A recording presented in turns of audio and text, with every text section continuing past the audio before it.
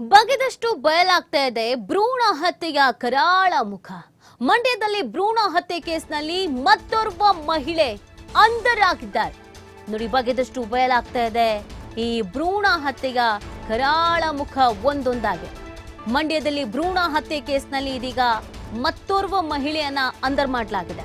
ಭ್ರೂಣ ಹತ್ಯೆ ಪ್ರಕರಣದಲ್ಲಿ ದೊಡ್ಡ ಜಾಲವೇ ಅಡಗಿರುವಂತ ಶಂಕೆ ಸದ್ಯಕ್ಕೆ ವ್ಯಕ್ತವಾಗ್ತಾ ಇದೆ.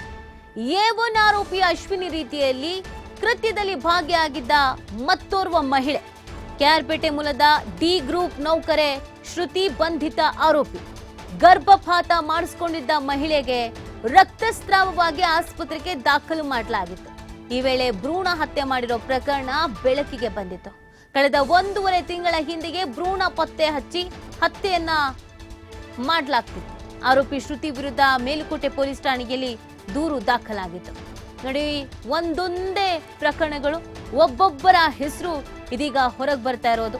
ತನಿಖೆಯ ಸಂದರ್ಭದಲ್ಲಿ ಒಬ್ಬರೊಬ್ಬರೇ ತಗ್ಲಾಕೊಳ್ತಿದ್ದಾರೆ. ಇದನ್ನೆಲ್ಲ ನೋಡ್ತಾ ಇದ್ರೆ ಒಂದು ದೊಡ್ಡ ಅನುಮಾನ, ಇವರ ಹಿಂದೆ ಒಂದು ದೊಡ್ಡ ಟೀಮೇ ಇದೆಯೇನೋ, ಜಾಲವೇ ಇದೆಯೇನೋ ಅನ್ನುವಂತ ಅನುಮಾನ ಹುಟ್ಕೊಳ್ತಾ ಇದೆ.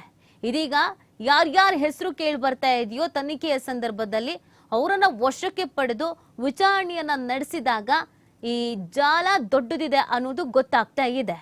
ಹಾಗಾಗಿ ಇನ್ನು ಯಾರೆಲ್ಲ ಇದ್ದಾರೆ, ಈ ಭ್ರೂಣ ಹತ್ಯೆಯ ಕರಾಳ ಮುಖದಲ್ಲಿ ಯಾರೆಲ್ಲ ಭಾಗಿಯಾಗಿದ್ದಾರೆ, ಅವ್ರನ್ನೆಲ್ಲ ಆದಷ್ಟು ಹಿಡಿಬೇಕು, ಅವರೆಲ್ಲರಿಗೂ ಶಿಕ್ಷೆ ಆಗಬೇಕು, ಕಠಿಣ ಶಿಕ್ಷೆ ಆಗಬೇಕು ಅಂತ ಇದೀಗ ಸಾರ್ವಜನಿಕರು ಕೂಡ ಆಗ್ರಹಿಸ್ತಾ ಇದ್ದಾರೆ.